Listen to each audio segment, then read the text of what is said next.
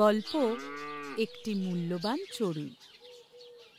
ছোট্ট বন্ধুরা, আজ আমি তোমাদের একটা চড়ুই পাখির মজার গল্প শোনাবো। ওই পাখিটা যখনই মলত্যাগ করে তখনই তা মাটিতে পড়ে সোনার কয়েনে পরিণত হয়ে যায়।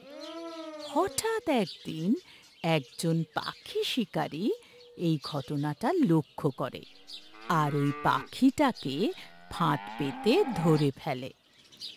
তারপর ওই চড়ুইটার কী পরিণতি হয় তা জানতে গল্পটা কিন্তু শেষ পর্যন্ত দেখো।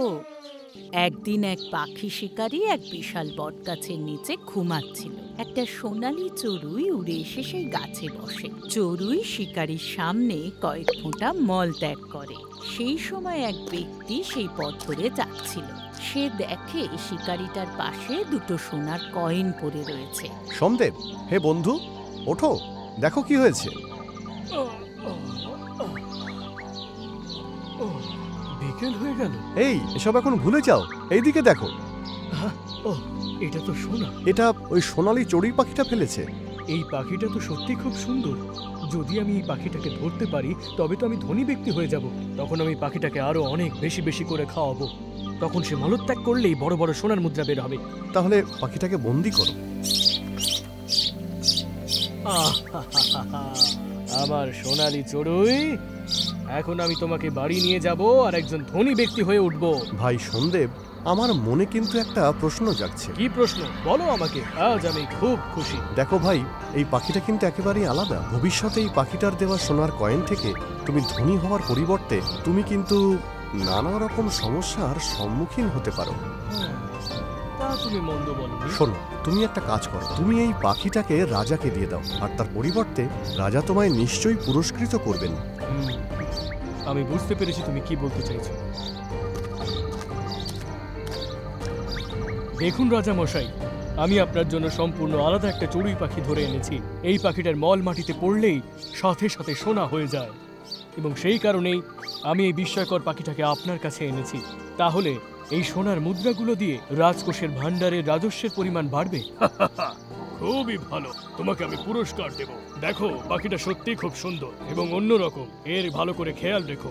মহারাজ ধৃষ্টতা নেবেন না, আমি একটা কথা বলতে চাই। নিশ্চয়ই, বলো সেনাপতি, কি বলতে চাও? হে মহারাজ, এই পক্ষী শিকারী আপনাকে প্রলোভন দেখানোর চেষ্টা করছে। সেনাপতি, তুমি কি বলতে চাইছো?